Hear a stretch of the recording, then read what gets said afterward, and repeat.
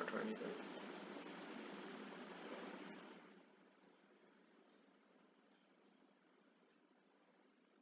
ওকে,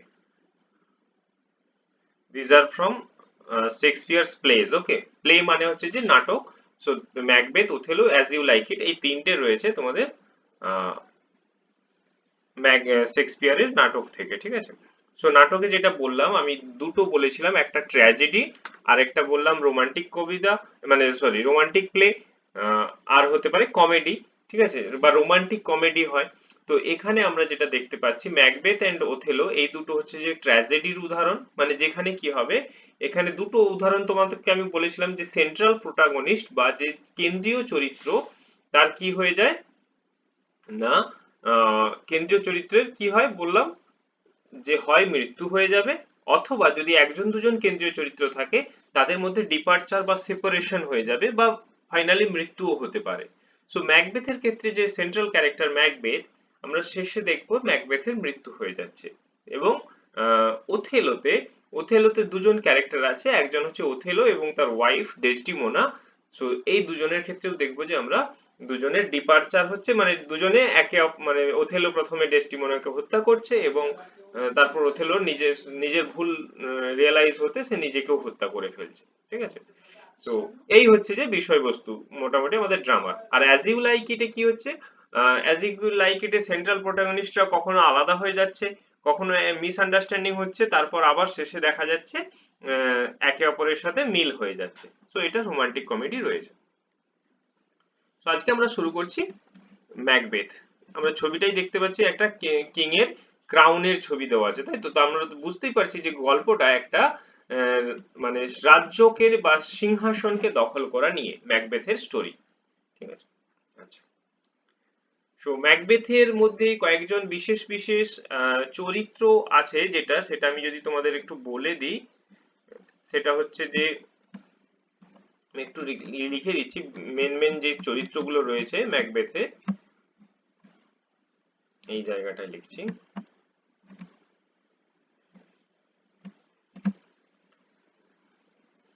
এক হচ্ছে কি হলো, scroll using two fingers,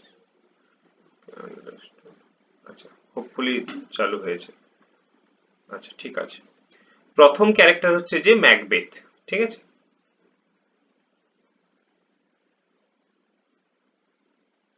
কি হলো,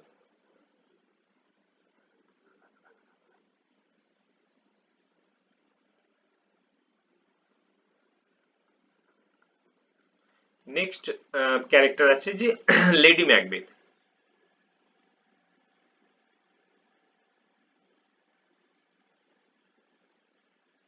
ঠিক আছে। আচ্ছা, এই দুজন হচ্ছে যে মোটামুটি সেন্ট্রাল প্রোটাগনিস্ট, পুরো এদের দুজনকে ঘিরেই গল্প, মেইন ক্যারেক্টার একদম যদি সেন্ট্রাল প্রোটাগনিস্ট হচ্ছে ম্যাকবেথ। আচ্ছা, এদিকে আর কি রয়েছে, যে রাজা রয়েছে স্কটল্যান্ড, আমাদের প্লট হচ্ছে যে ইংল্যান্ডের প্রতিবেশী দেশ স্কটল্যান্ডকে ঘিরে, ঠিক আছে। এটা লেখা হচ্ছে না কেন,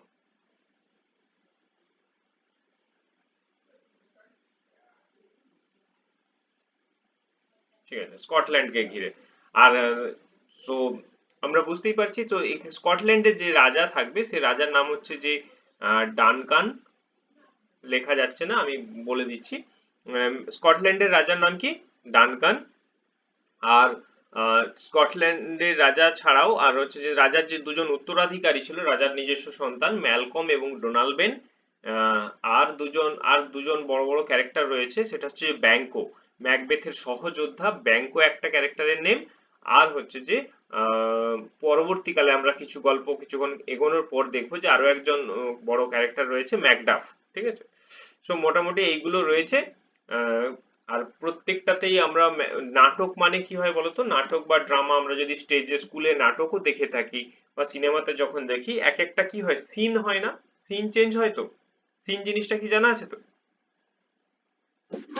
হুম, যে কখনো হচ্ছে যে কোনো বাড়ির দৃশ্য দেখানো হচ্ছে, সেই সময়ে অন্য কোথাও অন্য কিছু একটা কাজ চলছে, সেই যে দুটো জায়গার কনটেক্সট আলাদা, বিভিন্ন জায়গায় বিভিন্ন সিন হয়, এক একটা গল্পের পর আরেকটা সিন পরিবর্তন হয়।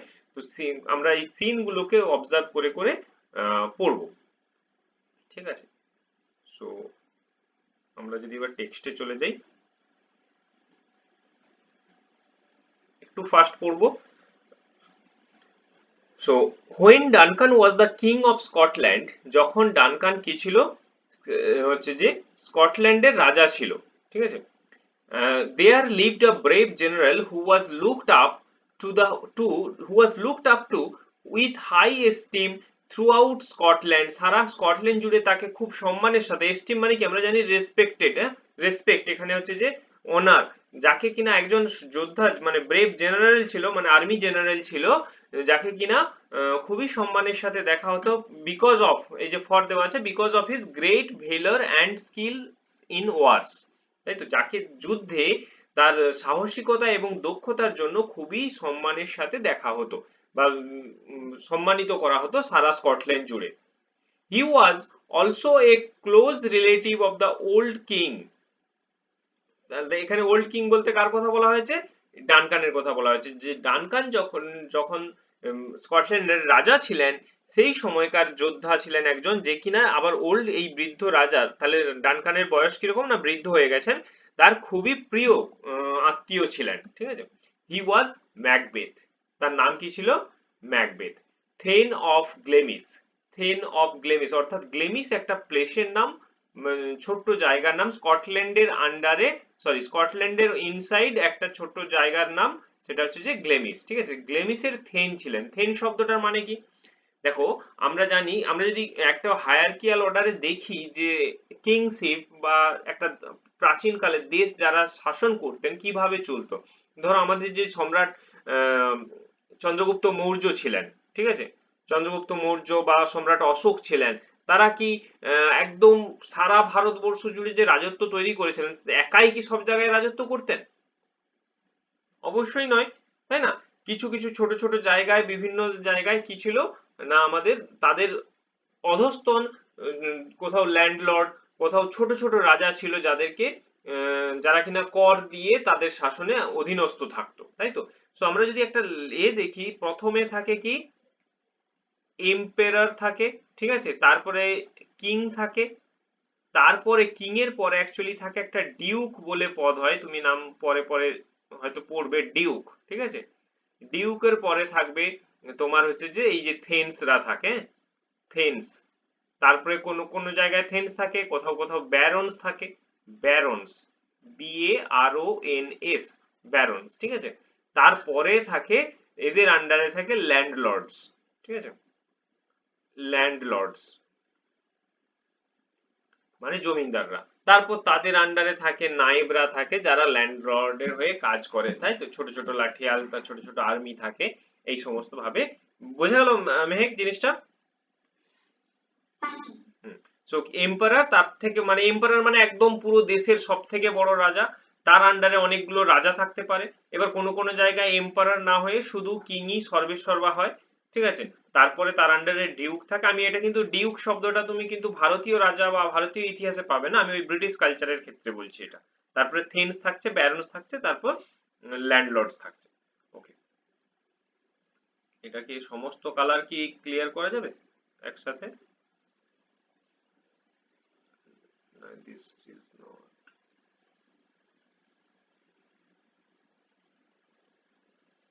আচ্ছা যাই হোক, আমরা পড়ি। সো নেক্সট আমরা দেখছি কি, অফ, তাহলে সেই যোদ্ধা কে ছিলেন? ম্যাকবেথ এবং thane of Glamis. Of late, এই শব্দটা একটু মার্ক করে রাখবে। অফ লেট মানে কি বলতো, কি বলতে পারো, একটু গেস করে বলো।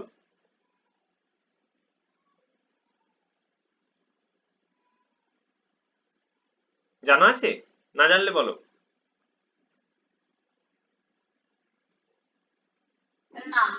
আচ্ছা, লেট মানে তো দেরি, কিন্তু এখানে লেট মানে কিন্তু হচ্ছে যে দেরিতে হবে না। অফ লেট মানে হচ্ছে যে রিসেন্টলি বা প্রেজেন্টলি, ঠিক আছে, রিসেন্টলি। অফ লেট মানে রিসেন্টলি, তাহলে রিসেন্টলি। কি বলছো? না, দেরিতে না। অফ লেট মানে হচ্ছে যে রিসেন্টলি বা প্রেজেন্টলি, অ্যাট প্রেজেন্ট, ঠিক আছে। আর শুধু লেট মানে হচ্ছে যে আমরা দেরি বোঝাই। ঠিক আছে, হি কেম লেট সেটা হচ্ছে লেট, এটা যখন ফ্রেজ হয়ে যাচ্ছে তখন হয়ে যাচ্ছে রিসেন্টলি মিনিং হয়। ওকে, সো অফ লেট মানে recently he defeated a rebel army assisted by the troops of Norway in great numbers. He emerged as Valor's minion and Bellona's bridegroom.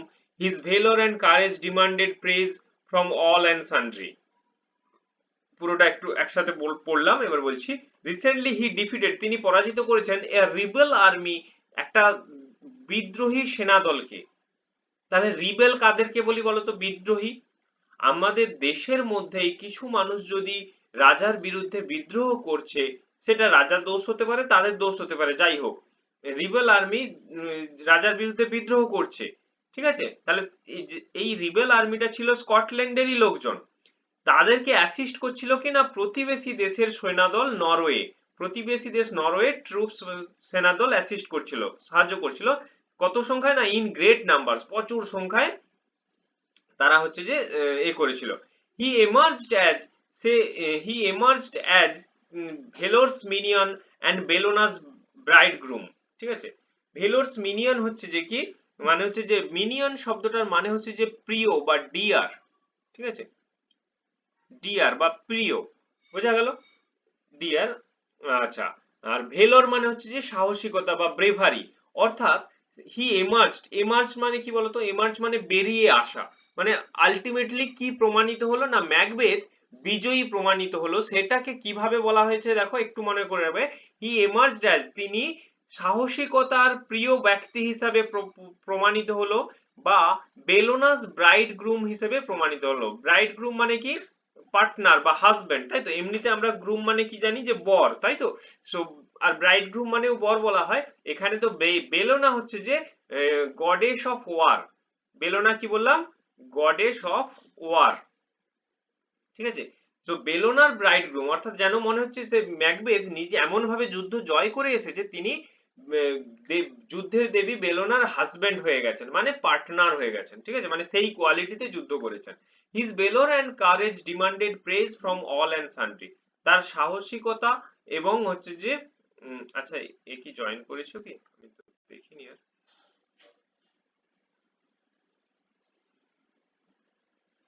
না কোনো থ্রি জয়েন্ট,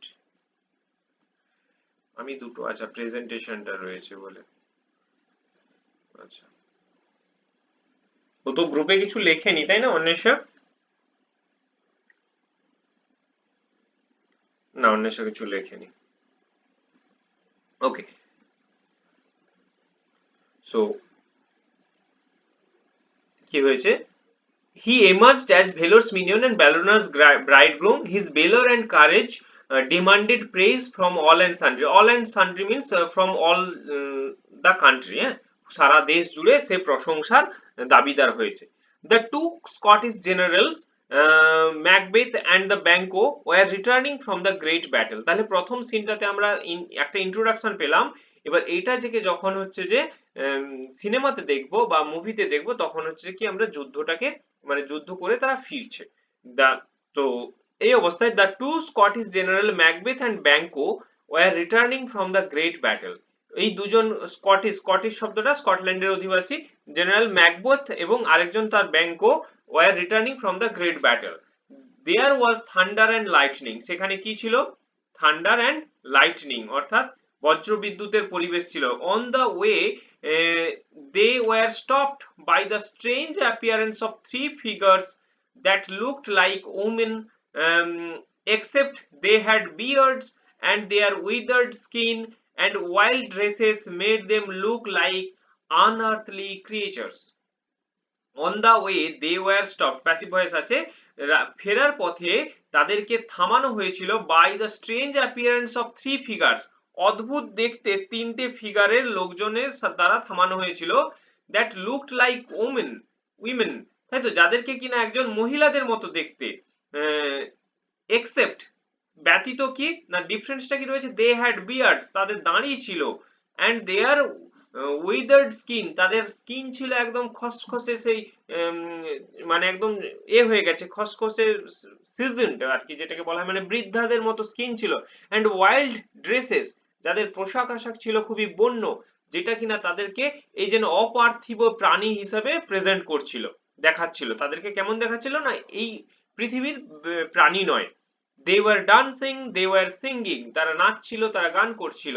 কিভাবে? Fair is foul and foul is fair, hover through the fog and fill the air. বলছে কি fair is foul, খুবই important line ম্যাকবেথের, ওই জন্য এটা কোটেশনের মধ্যে দেওয়া হয়েছে। Fair is foul and foul is fair, মানে কি ভালোই খারাপ আবার খারাপই ভালো। Hover through the fog and fill the air, মানে ভালোর মধ্যেই খারাপ এবং খারাপের মধ্যেই ভালো।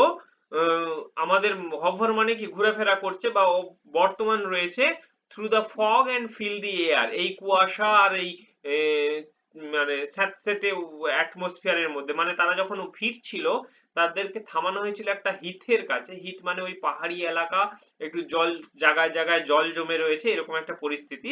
তো সেখানে আর ওয়েদার ছিল কুয়াশাচ্ছন্ন, আর ঠান্ডা বাতাস বইছে এবং হচ্ছে যে হালকা ঝিরিঝিরি বৃষ্টি পড়ছে এরকম, সেই জন্য fog and filthy air বলা হয়েছে।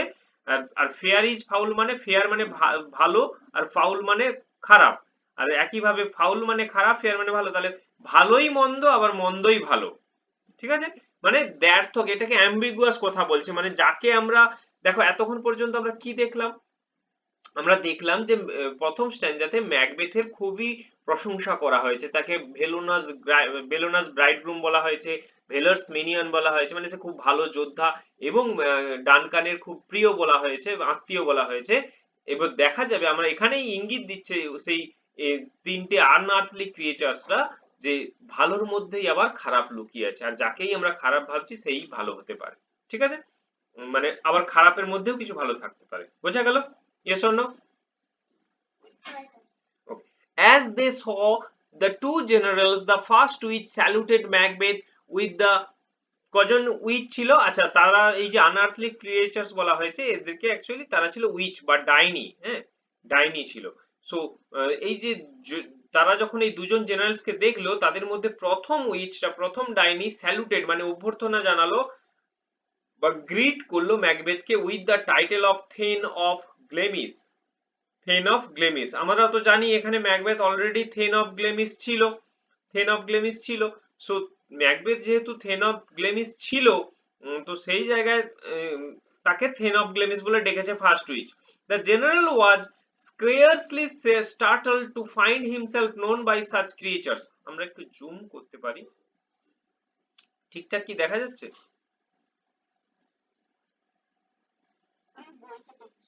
বইতে দেখছো? ওকে, হ্যাঁ বইতে তো দাগও দিতে হবে।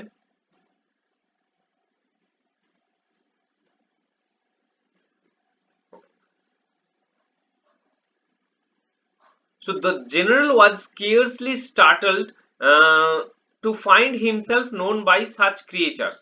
অর্থাৎ এখানে কি বলা হয়েছে, যে ওই জেনারেলটা, কার কথা বলা হয়েছে, দা জেনারেল বলেছে, এখানে কিন্তু জেনারেলস বলেনি, অর্থাৎ ম্যাকবেথের কথা বলেছে, কারণ ম্যাকবেথ কে উইশ করেছিল। স্কেয়ার্সলি শব্দটার মানে কি জানা আছে? বলো, স্কেয়ার্সলি। আচ্ছা, স্কেয়ারসলি মানে হচ্ছে যে মানে একটা হচ্ছে স্কেয়ার হয়, স্কেয়ার SCARE, সেটা ভয় পাওয়ানো, সেরকম কিন্তু না, একটা সি আছে এখানে। আর স্কেয়ারসলি শব্দটা একদম নেগেটিভ, এটা একটা অ্যাডভার্ব, যেমন ভাবে হার্ডলি হয় সেইভাবে স্কেয়ারসলি মানেও হার্ডলি এনি, মানে প্রায় না। তাহলে দ্য জেনারেল ওয়াজ স্কেয়ারসলি স্টার্টেল, স্টার্টেল মানে কম্পিত হয়ে যাওয়া, একটু ভয় পেয়ে কেঁপে ওঠা। তো general was scarcely startled to find himself known by such creatures, মানে ম্যাকবেথ আদেও একটুও ভয় পায়নি, কারণ এই রকম একটা অদ্ভুত ব্যক্তিরা তাকে চেনে, জানে, এই বিষয়টার জন্য ম্যাকবেথ ভয় পায়নি। কারণ ম্যাকবেথ সে তার নিজের একটু নিজেকে জানে, সে এত বড় যোদ্ধা, তাকে লোকজন চিনবে, সেটা স্বাভাবিক। The second which addressed him as the Thane of Cawdor, to which he had no pretensions. ঠিক আছে, তাহলে কি হয়েছে, the second witch addressed him as the thane of Cawdor, দ্বিতীয় উইচ তাকে অ্যাড্রেস করলো থেন অফ কর্ডর হিসাবে। অ্যাড্রেস করা মানে কাউকে ও সম্বোধন করলো, টু হুইচ যেটার প্রতি হি হ্যাড নো প্রিটেনশন। প্রিটেনশন মানে কি? ছল, তাই তো, বা কোনো মিথ্যে বলা, ঠিক আছে, তার প্রতি সেটা কোনো মিথ্যের ব্যাপারটা সে দেখায়নি, বা সে যে কিছুই জানে না, বা মানে এখান থেকে এটা ইনভেট করছে যে অ্যাকচুয়ালি থেন অফ কডর, কডর একটা জায়গা যেখানের ওই সেনা দলরা বিদ্রোহ করেছিল, এইখানে জিনিসটা আসছে। ওই যে এরা যুদ্ধ করেছিল না, ওই যে রিবেল আর্মি, সেই রিবেল আর্মিটা ছিল কডরের, যে থেন ছিল তারা, তারাই হচ্ছে যে বিদ্রোহ করেছিল স্কটল্যান্ডের রাজার বিরুদ্ধে, যে রাজাকে যদি সরাতে পারে তাহলে তারা রাজা হতে পারবে। এবার ম্যাকবেথ তাদেরকে পরাজিত করে এসেছে। তো ডানকান উম, সেই থেন অফ গ্লেমিসের সাথে সাথে কর্ডেরেরও থেন অর্থাৎ কর্ডেরেরও ছোট রাজা ঘোষিত করেছিল ম্যাকবেথকে। সেটা ম্যাকবেথ এক্সপেক্টই করেছিল, তাই বলেছে হি হ্যাড নো প্রিটেনশনস। বোঝা গেল যে ম্যাকবেথ সেটা মোটামুটি জানতো। Okay. And the third told him, এবং তৃতীয় ব্যক্তি বলল, you will be the king of Scotland hereafter, তুমি খুব শীঘ্রই স্কটল্যান্ডের রাজা হবে। such a prophetic greeting might well amaze him, for he knew that as long as the king's son survived he could scarcely hope to succeed to the throne। বলছে such a prophetic greetings, এইরকম একটা prophetic মানে প্রফেসি মানে হচ্ছে ভবিষ্যৎবাণী বা ভবিষ্যৎবাণী করা। সো প্রফেসি থেকে প্রফেটিক এসেছে অ্যাডজেক্টিভ ফর্ম। এইরকম একটা ভবিষ্যৎ বক্তা মানে ভবিষ্যৎবাণী যুক্ত অভ্যর্থনা মাইট ওয়েল অ্যামেজড হিম, তাকে খুবই মানে অবাক করে দিয়েছে। ফর হি, ফর কার, এখানে ফর মানে বিকজ, জন্য নয়, কিন্তু বিকজ হি নিউ দ্যাট, সে জানতো যে as long as the king's son survive, যতক্ষণ তার রাজার সন্তানরা বেঁচে থাকবে, হি কুড স্কেয়ারসলি হোপ, সে আদেও কি, সে কখনোই আশা করতে পারে না, আমরা নেগেটিভ বললাম স্কেয়ারসলি, আদেও আশা করতে পারে না, টু সাকসিড দ্য থ্রোন, এই সিংহাসনটা দখল করার, মানে রাজার ছেলেরা যদি বেঁচে থাকে তারা রাজা হবে, ম্যাকবেথ কোনোভাবেই রাজা হতে পারবে না। বাই দিস টাইম, এতক্ষণে ব্যাংকো, যে ম্যাকবেথের সঙ্গী সহযোদ্ধা ছিল, ব্যাংকো ওয়াজ কিউরিয়াস, ব্যাংকো আগ্রহী হয়ে গেল, টু নো দ্য রিজন, এই কারণটা জানতে, why the witches had little to say about him, whereas the kindled hope, whereas they kindled hope in the heart of his dearest friend. খুব ভালো করে মন দিয়ে শোনো কি বলেছে। এতক্ষণে ব্যাংকো খুব আগ্রহী হয়ে গেল এটা জানতে যে কেন দা উইচেস, এই উইচেসদের, হ্যাড লিটিল টু সে, এখানেও লিটিল শব্দটাকে খুব ভালো করে লক্ষ্য করবে। লিটিল শব্দের মানে হচ্ছে যে নেগেটিভ। কেন তাদের কিছুই বলার নেই ব্যাংকোর সম্বন্ধে, এখানে হিম বলতে ব্যাংকো তার নিজের কথা বলছে, ব্যাংকোর সম্বন্ধে সেই উইচেসদের কিছুই বলার নেই কেন। লিটিল মানে হচ্ছে যে নো, মানে কিছুই নেই। মানে একটা এক্সাম্পল দিয়ে বলছি, যদি বলি আই হ্যাভ লিটল সুগার, তার মানে হয়ে যাবে কি, আমার চিনি নেই, আমার কাছে চিনি নেই। I have a little sugar, আমার কাছে অল্প একটু চিনি আছে। বোঝা গেল? আর যদি বলি তাহলে আমি বলছি আমার কাছে চিনি আছে, তুমি বললে যে আমাকে যে শান্তনু স্যার আমাকে একটু চিনিটা দিন না, আমার বাড়িতে গেস্ট আসছে, আমার বাড়িতে একদম নেই। আমি বললাম আমার তো অল্প একটু আছে, I have a little sugar, তুমি তখন বলবে give me the little you have, আপনার কাছে যতটুকু আছে অল্প কিন্তু পুরোটাই দিন। বোঝা গেল? এ লিটল মানে এতটার মধ্যে একটুখানিকে বোঝানো হচ্ছে, দা লিটল মানে এইটুখানিটা পুরোটাই, আর লিটল মানে নেই। Concept clear Mehak? সো তাহলে উইচেসদেরকে জিজ্ঞেস করলো যে কেন তার কিছুই বলার নেই তার সম্বন্ধে, হোয়ার এজ দে কিন, যেখানে তারা হচ্ছে যে তার প্রিয় বন্ধুর হৃদয়ে এত আশার আলো জাগিয়েছে।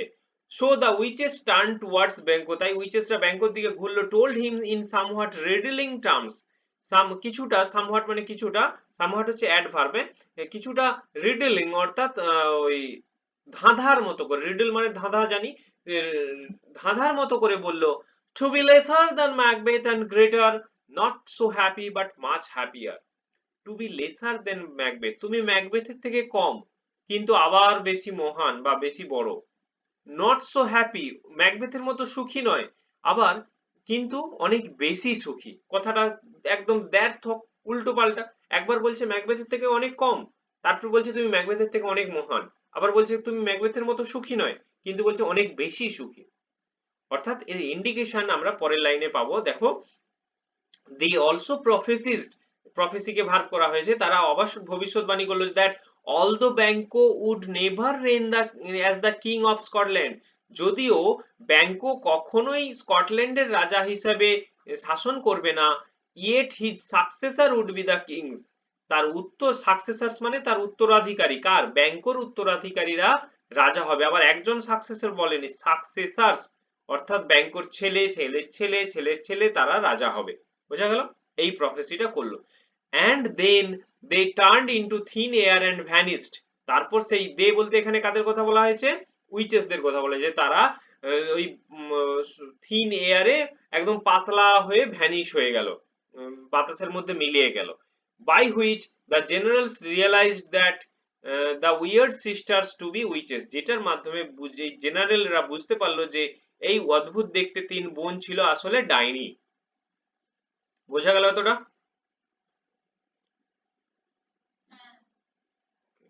তাহলে এইটা আমাদের থ্রি উইচেস এর সিন চলে গেল। এই সিনটা তাহলে কি গেল না, সিন অফ থ্রি উইচেস।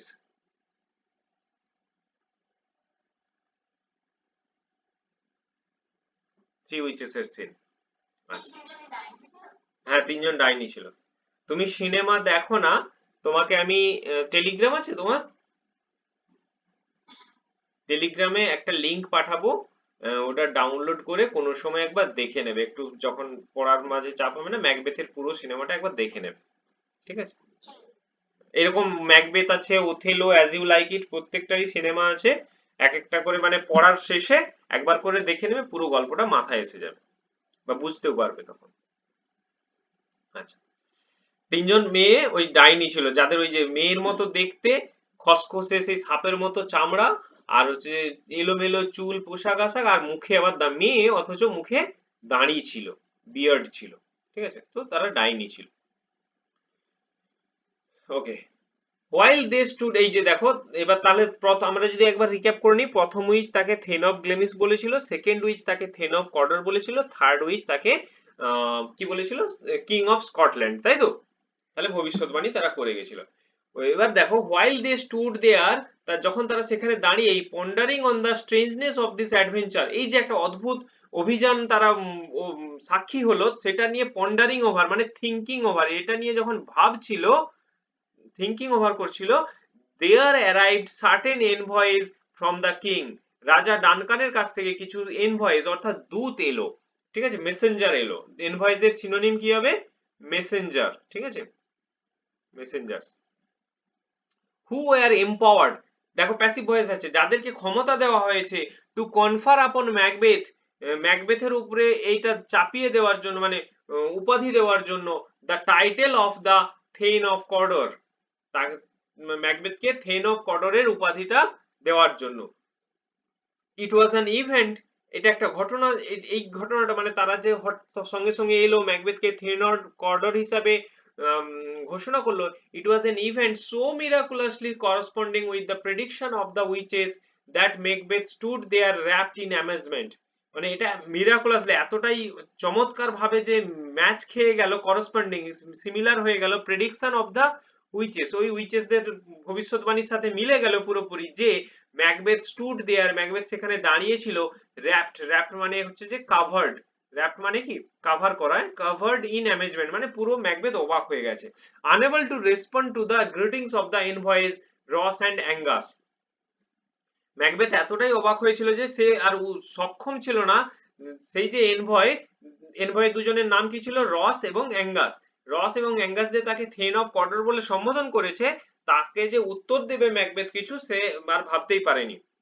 তারপরে দেখো বলেছে, hopes began to swell in his heart with this thane of Cawdorship, কি বলছে, হোপ বিগ্যান টু সোয়েল, আশার আলো ফুল বাড়তে থাকলো, ইন হিজ হার্ট তার হৃদয়ে, উইথ দিস থেন অফ কর্ডরশিপ, এই কর্ডরশিপের, কর্ডরশিপ মানে কর্ডরের রাজত্ব পাওয়ার ফলে ম্যাকবেথের মনে আশার আলো জাগতে থাকলো। কোন আশার আলো না, দেখো পরের লাইনে বলেছে, he was now thinking of the prediction of the third witch, সে তৃতীয় উইচের হচ্ছে যে ভবিষ্যৎবাণীর কথা ভাবতেছিল। তৃতীয় উইচ কি বলেছিল, he would be the king of Scotland, hereafter, তাই তো, খুব শীঘ্রই সে স্কটল্যান্ডের রাজা হবে।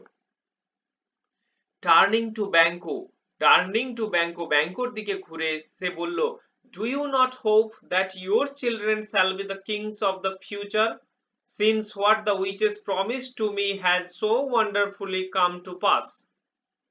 বলছে, সে ব্যাংককে বলছে, তুমি, ম্যাকবেথ বলছে, তুমি কি মনে করো তোমার শিশুরা, তুমি কি আশা করো না যে তোমার শিশুরা ভবিষ্যতে স্কটল্যান্ডের রাজা হবে?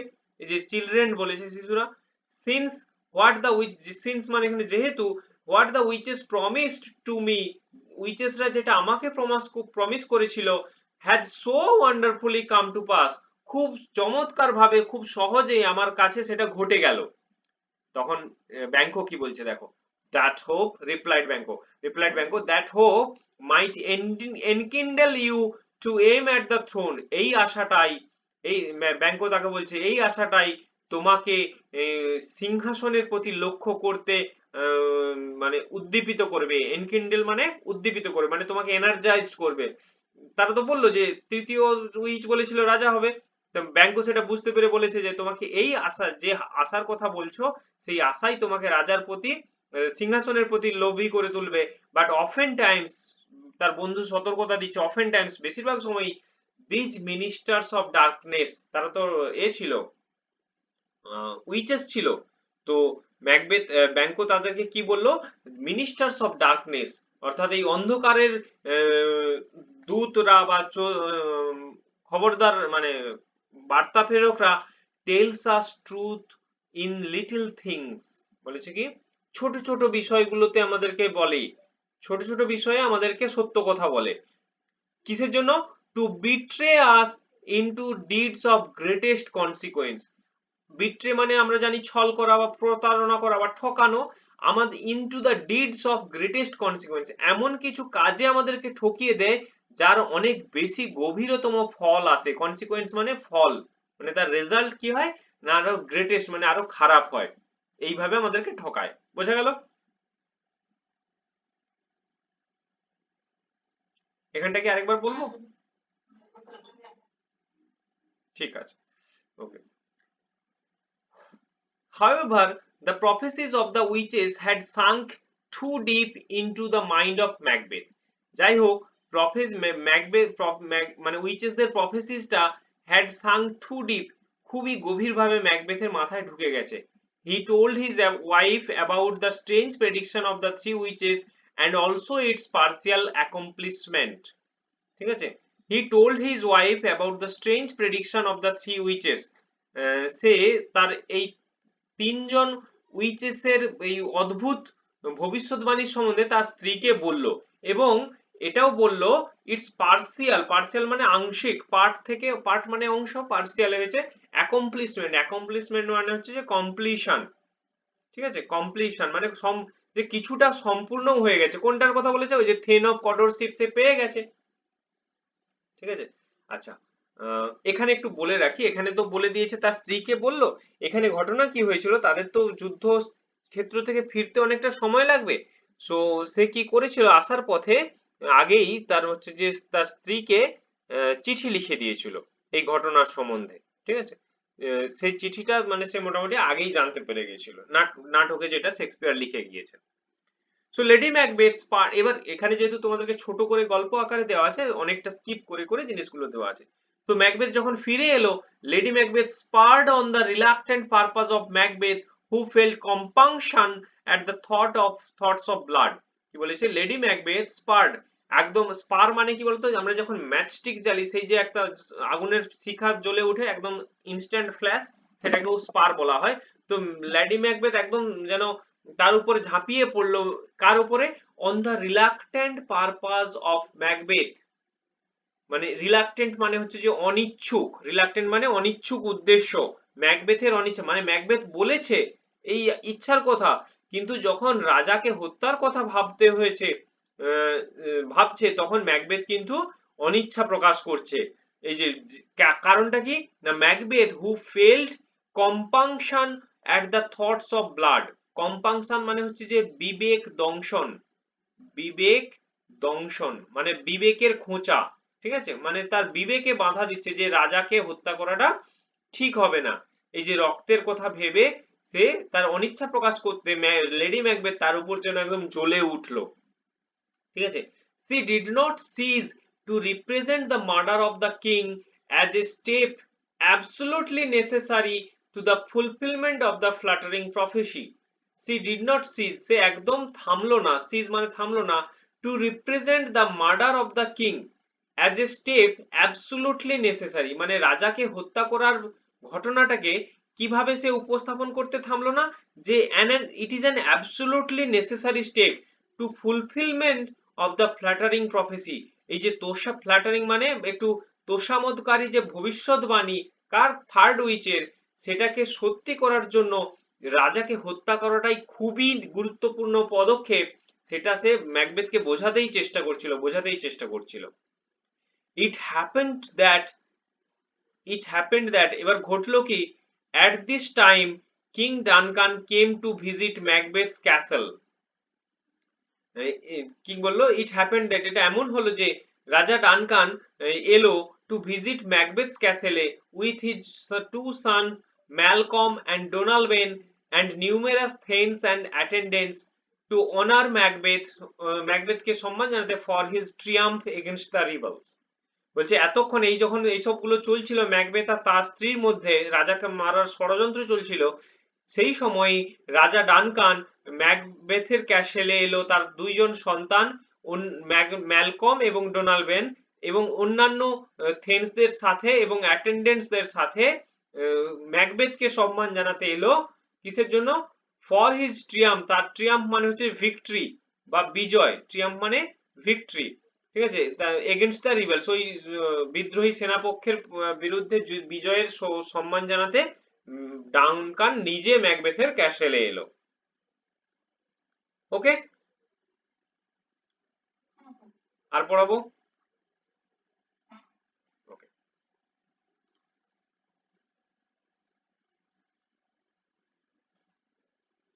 আমরা এই পেজটা কমপ্লিট করি, কেমন? ইনভারনেস, ইনভারনেসে দেখো যদিও এখানে সেন্টেন্স শুরু হয়েছে, ইনভারনেস হচ্ছে যে ম্যাকবেথ যে ক্যাসেলে থাকতো, অ্যাকচুয়ালি ওরা থাকতো কি বলতো, কোন একটা এই পাহাড় এরিয়াতে এরকম ভাবে মোটামুটি দুর্গ করে করে দুর্গের মধ্যে থাকতো আর কি, এবার চারদিক দিয়ে ঘেরা থাকতো, এরকম ভাবে দুর্গের মধ্যে থাকতো। সো ইনভারনেস হচ্ছে একটা হিলি এরিয়া যেখানে কিনা ম্যাকবেথ থাকে, ম্যাকবেথের ক্যাসেল, ক্যাসেল মানে দুর্গ। So was pleasantly situated on a hill, এই যে একটা পাহাড়ের উপরে বসস্থিত ছিল, and the air about it was sweet and wholesome, সেখানকার বাতাস বা পরিবেশটা ছিল খুবই মিষ্টি, ঠিক আছে, একদম কমপ্লিট। হোলসাম মানে কি, একটা কমপ্লিট মানে একদম perfect weather. The nests that swallows or the martlets, দুটো পাখির নাম বলেছে, সোয়ালো এবং মার্লেটস পাখিরা যে বাসা করেছে, had build under all the jutting friezes and buttresses of the building. এই যে jutting friezes and buttresses of the building বলতে কি বলতো, আমরা দেখেছি অনেক সময়, দেখবে একটা ধরো ঘর, তো এটা ঘরের এবার একটা ব্যালকনি টাইপের যে করা থাকে, ওদের এইরকম যে ব্যালকনি করা থাকে, ঠিক আছে, ব্যালকনি করা থাকে, এবার এই যে ব্যালকনিটা দেখবে এরকম বাড়ানো থাকে না, তুমি যদি ক্যাসেল গুলোতে দেখো এই যে বাড়ানো বাইরের দিকে থাকে, এবার এখানে এইরকম ভাবে একটা সাপোর্ট দিয়ে, দেখবে আমাদেরও ঘরের পুরানো দিনের ঘর যদি দেখি এইভাবে একটা সাপোর্ট দিয়ে জিনিসগুলোকে বাড়ানো হয়, তো এই জায়গাতে কি হচ্ছে, পাখির বাসাগুলো করে থাকে, ঠিক আছে। তো এটাই বলেছে যে জুটিং ফ্রিজেস এবং বাটারাসেস, এই বাটারাসেস বলতে এই জায়গাগুলোর কথা বলা হয়েছে।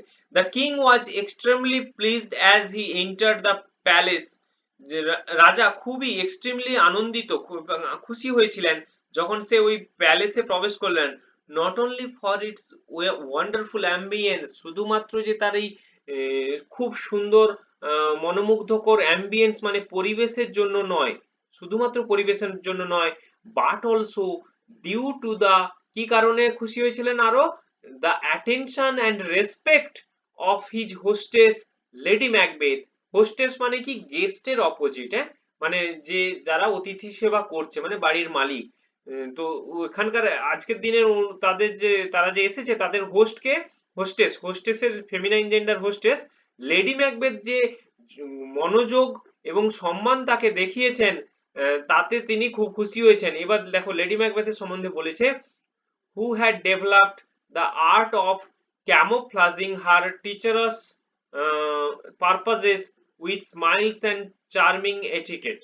কি বলেছে?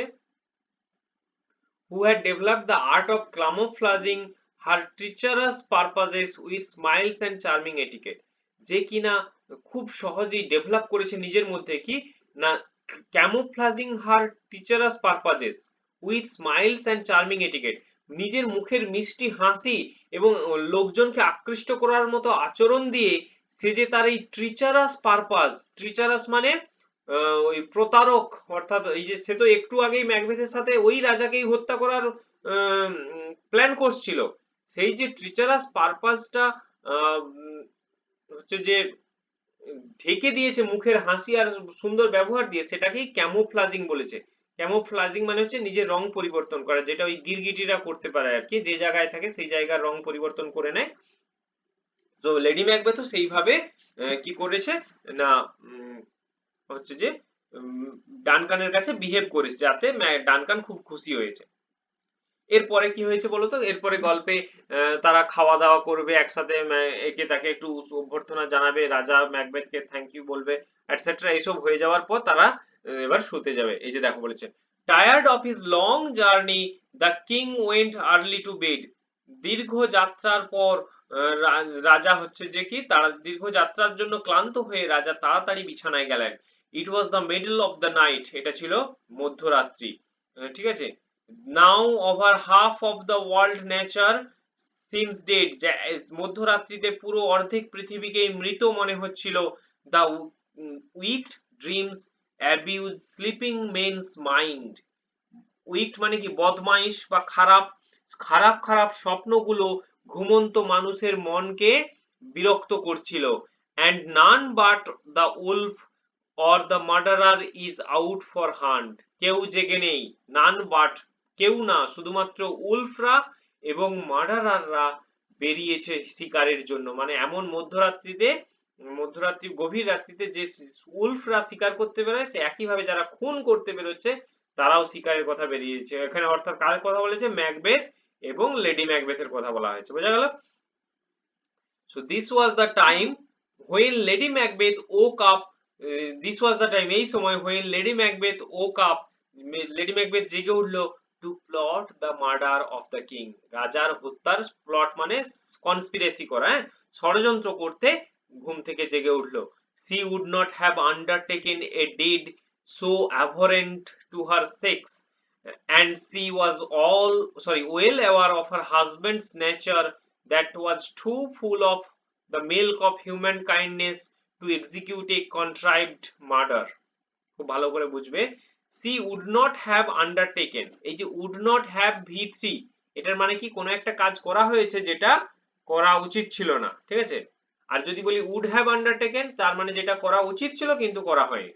তাহলে এখানে বলছে তার এরকম একটা এই যে বলেছে so abhorrent to her sex, sex মানে এখানে যে ফিমেল, সে যে একজন মহিলা, মহিলা হিসাবে অ্যাভোরেন্ট মানে হচ্ছে জঘন্য, অ্যাভোরেন্ট মানে কি, জঘন্য কাজ একটা, তার মহিলা হিসাবে এরকম একটা জঘন্য কাজ সে নিজে হাতে দায়িত্ব নিত না।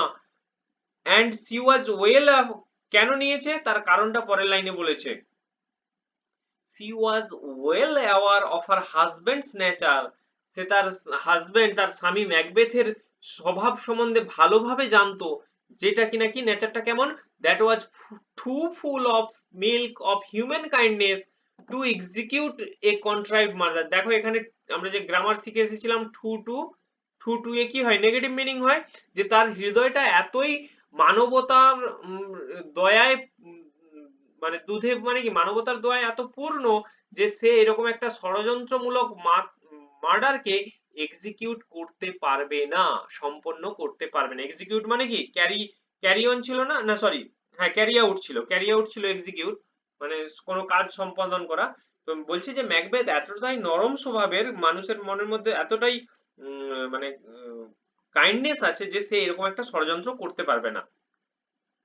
she knew that, সে জানতো যে her husband was ambitious, তার husband ambitious উচ্চাকাঙ্ক্ষী, but he was not prepared for the height of crime, কিন্তু সে এত উচ্চমানের অপরাধ করার জন্য প্রস্তুত ছিল না, which commonly accompanies inordinate ambition, যেটা কিনা যার জন্য বিশেষ করে দরকার ইনঅর্ডিনেট মানে এক্সেসিভ, ইনঅর্ডিনেট মানে এক্সেসিভ, ঠিক আছে, এক্সএসআইভি এক্সেসিভ, তাই তো, এক্সেসিভ অ্যাম্বিশন দরকার, মানে অল্প একটু আধটু উচ্চাকাঙ্ক্ষা হলো না, তীব্র উচ্চাকাঙ্ক্ষা থাকলে তবেই মানুষ এরকম অপরাধ করতে পারে। She had won his consent about the murder, lady Macbeth, his বলতে এখানে ম্যাকবেথের কনসেন্ট মত পেয়েছে যে হ্যাঁ রাজাকে হত্যা করা হোক, but she doubted his resolution, কিন্তু লেডি ম্যাকবেথ তার রেজলিউশন অর্থাৎ তার দৃঢ় প্রতিজ্ঞতা নিয়ে তার সন্দেহ আছে। সি ফিয়ার্ড দ্যাট ন্যাচারাল, সে মানে সে ডাউট ছিল যে ম্যাকবেথ কতক্ষণ তার এই ইচ্ছেতে বা মতে ঠিক থাকবে, সেটাকেই বলা হচ্ছে resolution. She feared that the natural tenderness of his disposition would defeat the purpose, যে natural tenderness of his disposition, তার এই যে নিজের স্বভাবের মধ্যে যে একটা সাধারণ নরম কোমল ভাব, সেটা উড ডিফিট দ্য পারপাস, আমাদের এই উদ্দেশ্যটাকে পরাজিত করে দেবে। So armed with a dagger, আর ড্যাগার মানে হচ্ছে যে কি বলতো, ছোরা, হ্যাঁ, ড্যাগার মানে হচ্ছে যে এরকম একটা ছোরা, সো এরকম একটা ছোরা নিয়ে অস্ত্র সজ্জিত হয়ে সি, সি আছে মানে লেডি ম্যাকবেথ এগিয়ে গেল to the, she approach the king's chamber, রাজার চেম্বারের দিকে গেল। There she found Duncan in sound sleep, মানে সেখানে ডানকান একদম গভীর ঘুমে ঘুমোচ্ছে। She viewed him earnestly, lady Macbeth খুব ভালোভাবে তাকে দেখলো। There was something in his face which resembled her own father, তার মুখের মধ্যে এমন কিছু একটা ছিল যাতে কিনা মানে তাকে দেখতে তার নিজের বাবার মতো মনে হলো। লেডি ম্যাকবেথের কিং ডানকানকে নিজের বাবা বলে মনে হলো, মানে একই রকম দেখতে মনে হলো। Das she had not the courage to proceed further, তাই তার আর সেই সাহস থাকলো না যে সে রাজাকে হত্যা করে। ঠিক আছে, এতটাই থাক আজকে। ঠিক আছে, একটু পড়ে নেবে, অনেক মানে নতুন নতুন শব্দ আছে যেগুলো আমরা জেনারেলি ইংলিশে ব্যবহার করি না, আর পুরো বিষয়গুলো একটু ভালো করে পড়ে নেবে, পরের দিন একটুখানি ধরে নিয়ে আবার কমপ্লিট করব। ঠিক আছে, চলো আজকে তাহলে এখানেই শেষ করি নাকি? ওকে, চলো বাই, টেক কেয়ার।